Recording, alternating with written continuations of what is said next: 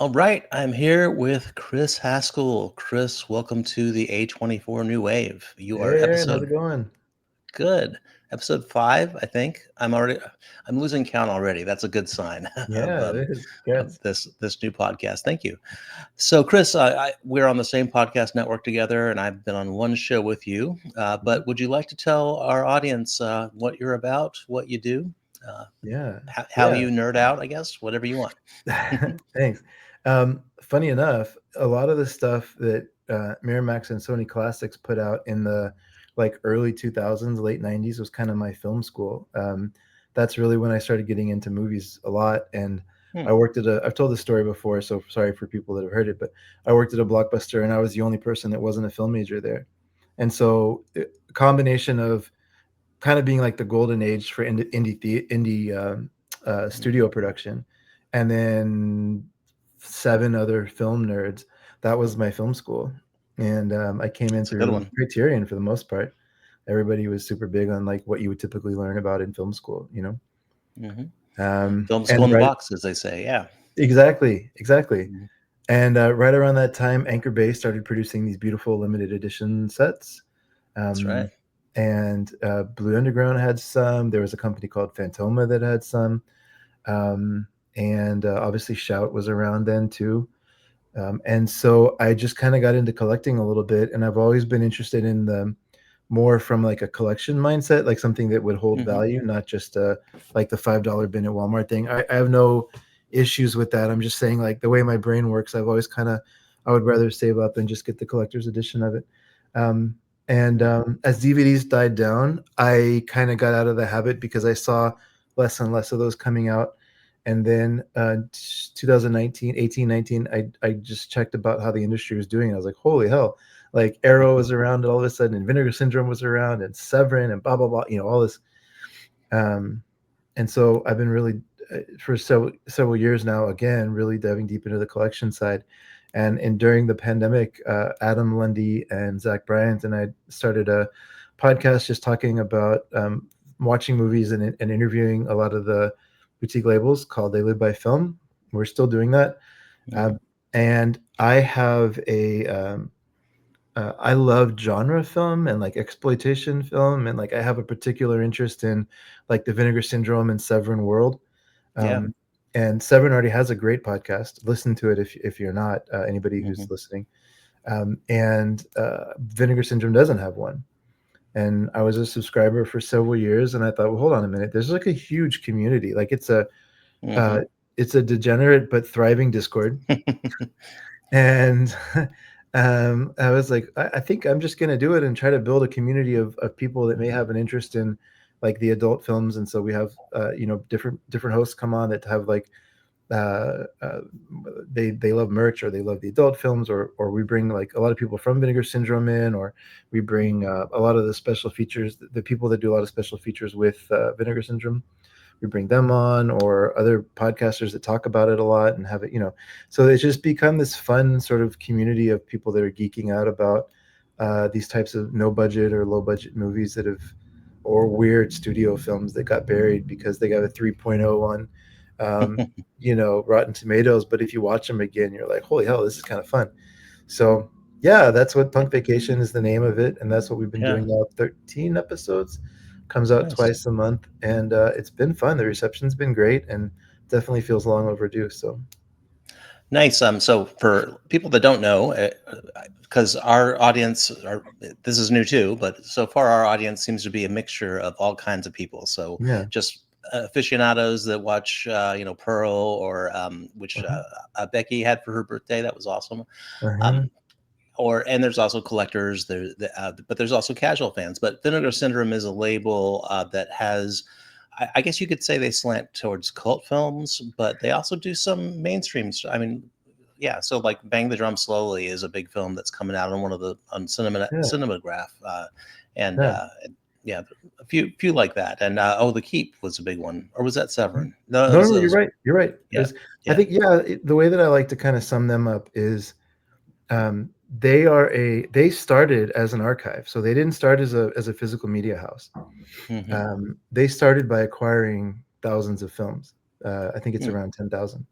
And so they're an archive first, and they do a lot of preservation work and restoration work, and at least 3 people on staff are actually have like a degree in film restoration.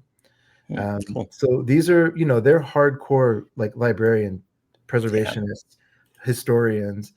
But what their focus is on, uh, just the kind Mm, of cinema that a lot of other people aren't focusing on. So I used to say they give genre films and exploitation movies and like lower budget regional like horror or shot on video SOV. I used to mhm. say they gave those movies the Criterion treatment just to kind of put it in perspective. Yeah, I think that's Um, fair. and now it's like debatable that they might even be doing a better job than Criterion, depending on who you ask. But the point is that like both companies are necessary, right? Mhm. Because I just the Wong Kar Wai set, although there are some issues with the color grading, that set is beautiful. Or like It's amazing. the Yeah, I Fellini love set it. from Criterion, like those are beautiful sets. Mhm. And Vinegar Syndrome is doing the same thing for exploitation movies, right? So Yeah, it's great stuff. So, I often say, "What a time to be alive." You have all these, and that's actually that's a good segue into the book because part of this whole new wave premise is that people like us have had access to libraries of film archives yeah, that previous generations didn't. yeah, So a lot of Gen X, millennials, even, and now we're starting to see some Gen Z actually start making films. So, and I've encountered a lot of people that used to work at Blockbuster. So I did not, although I did buy a lot of those previously used yep, DVDs for like a yep, dollar or yep. something. But yeah, so we are going to talk about Miramax, and I'll just tee up how I've kind of talked about them in the book. So the book is about, of course, about A24. They started in 2012. Mhm, They are, I think, easily, unquestionably, the indie film company, mhm, distributor, production company, that sort of thing. mhm, But they weren't created in a vacuum. They just like, I mean, cinema is now over 100 years old, so they had mhm, 100 years to draw from. But they also had a lot of independent movements to draw from, and I do talk about a lot of those. American International Pictures going back to the mhm, '60s, the American New Wave. John Cassavetes is all over the place. Lots of '90s stuff, and Miramax and elsewhere. Dogma mhm, '95. Whole bunch of stuff, but Miramax, if there's a company, it's actually weird to write a book about a company because mostly you write about films or about directors, that sort of thing, movements. Most new waves are not commercial driven, but they did inherit a pretty rich tradition. And now I wouldn't say they copied Miramax, but Miramax laid some groundwork. In mhm. the 90s, established a lot of huge filmmakers, many of which would go on to make A24 films, Right. quite a few actually. And Yeah. Kevin Smith is a big one. So, and and there's also mumblecore too. Miramax kind of dovetailed into that. I think in the 2000s, when you started, kind of sounds like that's when you kind of started to get into film. Mhm, Then we had the labels were doing that, like Focus Features, Sony mhm, Pictures Classics. So, mhm. and then all of that sort of folded into A24, or at least that's who A24 was competing with when they first. But of course, A24 is famous for awards campaigns now.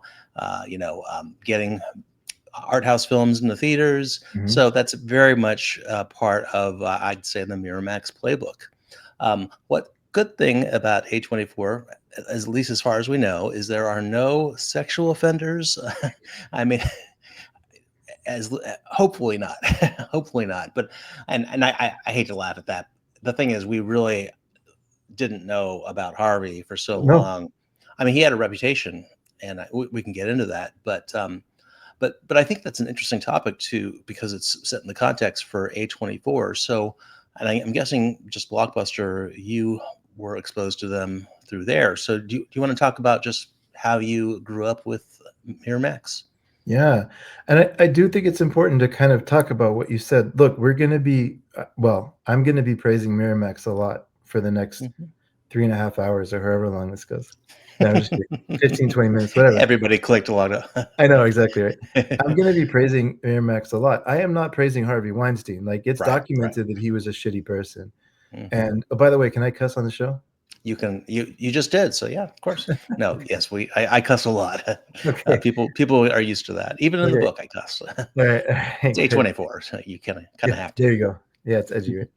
Um, he was not a good person. No. We know that now. However, the confusing thing is in this discussion is that him and his brother Bob had amazing ability to understand a script that could be made for Hmm. 2 to 10 million dollars and make 20 to 30 million dollars in the box office and then have a video life on the back of it. Hmm. And they built a very successful business model, honestly, because they loved cinema. And like, that's the thing that I think there's a good parallel between that and A24. But just staying on Miramax for a moment, I think they Hmm. did three things that Corman was doing actually before them, but they took it to another level. They kind of polished up what Corman was doing, because a lot of people don't know this about Corman, but he brought over foreign films. Like he was bringing Hmm. over Kurosawa movies and Fellini movies, and like he brought these movies over into the U.S. as one of the things that he did. Right. Even though he's known for like a TNA low budget exploitation guy, but like Hmm. he loved movies, and even Lloyd Kaufman from Troma. Like if you look at some of the movies that he owns in his catalog that he's a distributor for, the dude can teach a film course. Like he's an Hmm. encyclopedia of film history.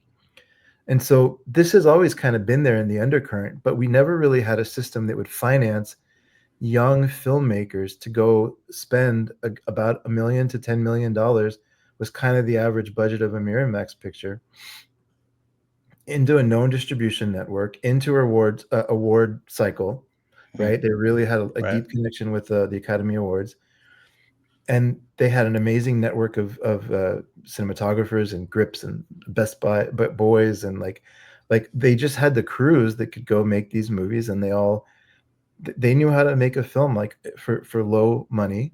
Some of them had effects, but most of them were pretty character and story driven movies that came out. Yeah. Some of them, like Life is Beautiful, just absolutely swept like every award imaginable and like captured Yeah. magic in a bottle. And The Chocolat. English Patient. Yeah. What's the one Shakespeare you in Love, said? of course. Oh, I said The English Patient. Yeah, there you go. English Shakespeare Patient. in Love. A lot of those are controversial, and that's a big. They're a big player in Oscar history for that. Yeah. But you're right. So and the thing about Harvey, you know, I don't. You can't really take the sexual stuff out of context, but obviously that's not the. This is not the forum to get into that. Right. But it's not a good guy, like you said. And he had the reputation. He was called Harvey Scissorhands. So there was a lot of resentment. He did bring foreign movies in, and he tried to make them appealing for a mass market. Yeah. So that's one thing. A24 does that. A24 does try to market. In fact, I think they've gotten better at marketing movies, edgier movies Mhm. for mass. Sometimes when people see the book, they'll get that I kind of have a little bit of humor about how A24 tricks people into theaters. Okay. Miramax, I think uh, Harvey Scissorhands was his nickname. So they tried to make films that were not accessible more accessible. So this is something that Mm. A24 is more respectful of the director vision. Miramax, well, they did have Tarantino and people like Kevin Smith, so they let them do their thing. Right. And sometimes the cuts were not great, or the director's cut was the better film. But sometimes they were actually good. Mhm. Do you like Cinema Paradiso? The Miramax cut is 10 times better. It is great. It Yeah. is great. So Yeah. this is what 92 Italian film. I think around 92. I could Mhm. have the year wrong, but Harvey made a cut. I've seen the director's cut. I actually showed that to my wife for the first time. That was her first time seeing it. And she's It's like, "I kind thought of this was a." brutal. It's terrible. So he did have. You're right. He had a sense of what would work. So do you have any favorites of Miramax or? Oh yeah. I mean, Amelie was a huge one for me. Yeah. Speaking of Um, accessible, Amelie was a huge hit. yeah. Um, Mhm. Mansfield Park was a big one for me. Um, Dogma was a big one. yeah. I'm trying to go back to the days of like, early days. They did Malena was a huge one. Yeah. I learned who Monica Bellucci was through that, and I'll forever be grateful. A lot of people did. Yes. Not necessarily. my style, but like we have to give credit for Bridget Jones' Diary, because I mean that was Mhm. a revolution when it came out. I don't know if people understand how big that movie was with women. Like that was Yeah, yeah. it was a I think, massive, well, massive movie. with women, but also just generally, that one was a huge hit. I Yeah, like that movie too. it's good. It's Uh, funny. yeah, yeah, and they had some, I wanna say more artistic fare, so, The Piano is a big one that Yep. I'm a fan of. I could see that coming out now under the A24 banner. And a lot of people think that they kinda stopped at, like, 2000 or, 2004, but they actually did No Country for Old Men. Yeah. So, speaking of edgy, that's, but I just looked it up. They, according to the, well, this is technically AI, so it's probably wrong, but according to the Google AI, Mhm. they won 68 Academy Awards. So That's that's pretty crazy. impressive. Yeah, Yeah. I mean, Gangs of New York, right? You could just go on and on. I mean, they yeah. were kind of the Chicago. studio. Yeah, exactly. Like that's you if you had a mid-budget as a filmmaker and you wanted to get award recognition, they just kind of had this system down, right? Mhm. Iris. Yeah, I'm just looking down a list, but one of the I kind of remember. Of course, Tarantino is edgy. Kevin Hmm. Smith is edgy. There are Hmm. lots of edgy films, but one thing I remember that was more of a criticism of what they would put out was that they would. I think for them the term Oscar bait came into play. Hmm. So they would do a lot of biopics. I mentioned Iris. That's a Yeah. biopic. Shakespeare in Love. Actually, Chocolat. Hmm. I don't like Chocolat, the movie. I think it's pretty saccharine, but it was very popular. Life Yeah. is Beautiful, as you already mentioned. I don't like that movie either. I think it that's maybe a hot take, not liking that, but it was very appealing to the masses. So, is that Yeah, work? Yeah, I fully agree. I mean, I think Life is Beautiful for me is a tough one because I totally understand why coming into it now, I would have a different reaction to it. But I kind of saw that right at that sweet spot when like Shawshank Redemption was my favorite movie. And right, right. it's a similar vibe in the sense that they really hit those music and that emotion, like they Hmm. just beat you over the head with it, right? Um, and at the time, I was all about it. I think I called Life is Beautiful my favorite movie for years, so I kind of always have a Oh, little bit of a sentimental sorry, attachment. Oh sorry. gosh, no, I'm not It's offended. one of my wife's favorite movies, and so is The Shawshank Redemption. So yeah, maybe we need to get her on the podcast. No, but those movies, if you watch them now, like I wouldn't like them now if I saw it. Like Yeah. what was one recently I saw? Oh, I just saw Driving Miss Daisy recently. I was like, oh, Okay. this movie's awful. Yeah, yeah. But Some of them don't age well. So I actually yeah. rewatched Molina because I got the I think it was Imprint. That's an Australian label, Mhm. and it did not hold up. I did not think it was Yeah. good. So and we know why that was popular, but they also had like uh so I'm actually looking at a list here. So Okay. Delicatessen is a big one. Amazing movie. Yeah, and that one also just came out on, Yeah. video, and, yeah, The Piano I already mentioned, the Three Colors trilogy, so if you don't Mhm. know that, that's, Kieslowski, that's a very much an art house trilogy, Yeah. that's on Criterion right now, so, Mhm. um, Yeah. No, I mean, you could pretty much I think their first movie was in like 1981 or something. They've been around for a yeah, while, but they didn't really like hit their stride in a big way until the 90s. So mhm, starting from the 90s, I mean, you could just pick a year and you would see two or three movies you either have definitely seen or at least have heard of in film circles for a long time. They were kind of on top of the world. I mean, whatever. But there's something worth mentioning. I think that the way people engaged with theaters was different back then as well, right? Because that's right, yeah, up until 2005 or six, or maybe seven, Netflix was a thing you would get in the mail. It wasn't a streaming service, right, right? the good old And days. yeah, right. That was competition for Blockbuster, but like Miramax didn't care. They just had all their movies through Oh, Netflix. yeah, yeah, Um, and in fact, when Netflix first came out, the funny thing is they were the home for like they were saving cinema. Like that mhm, was where all the art house stuff was on Netflix, which is funny to right, think of right, now.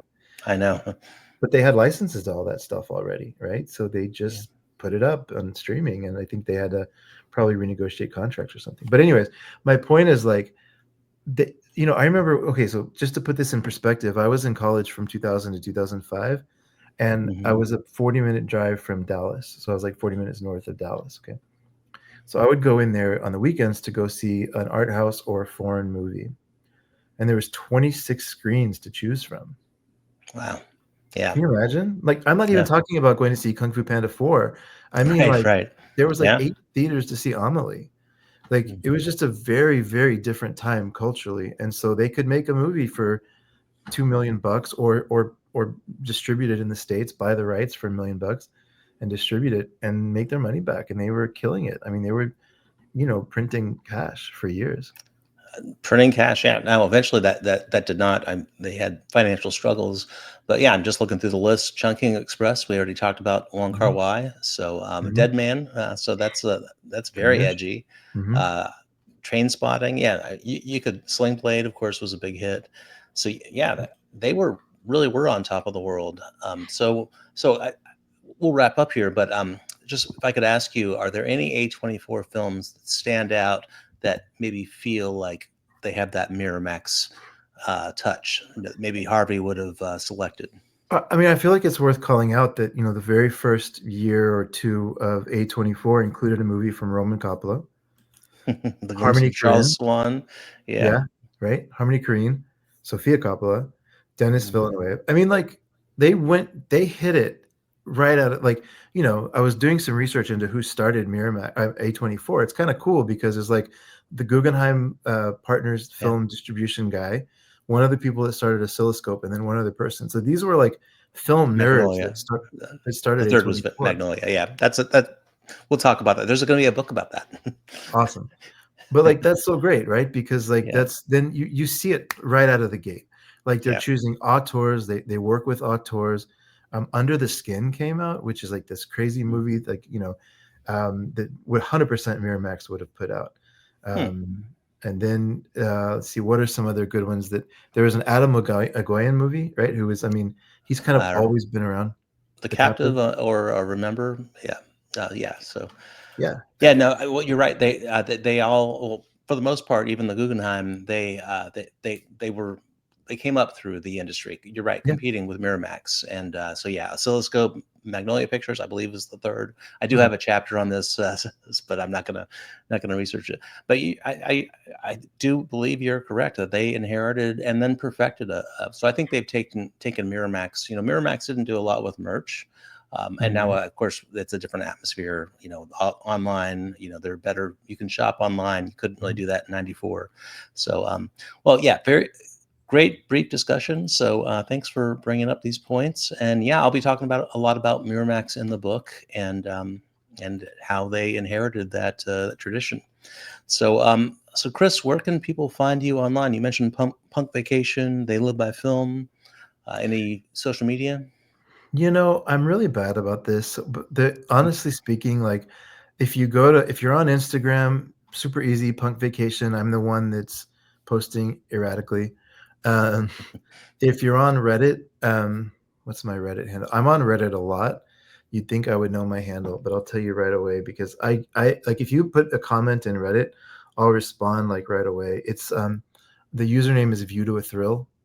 Um, I have a the only reason I'll tell there's I mean obviously no one's ever going to make any money from Reddit, but I have an Hmm. ongoing diary of my reviews at Personal History of Film is one of the Oh, subreddits I cool. created, and I have probably I don't know 1,200 reviews or something at this point. I've been doing it for a few years, so that's an easy place to engage if you want to just chat about movies.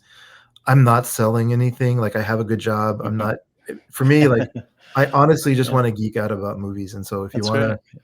anything if you hate my opinion, like I love talking about that too because it's fascinating to me.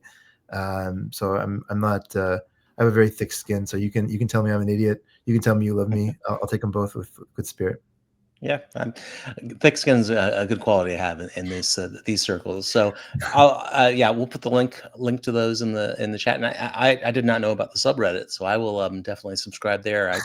Reddit's is a weird abyss for me. I would like to post about the book there, but the thing is, it will not go anywhere if it's any sort of promotion. So it's Mm, better for talking about films and whatever sports, whatever you want. So, Sure. well, thanks, Chris, for coming on. And yeah, so we have a week left of the campaign, so it's going to be a fun last week. So, all right, thanks a I'm a bunch. promoter, by the way, and anybody listening, you should be too. Aaron's doing good work. Support him. I appreciate that, Chris. Yes, support me.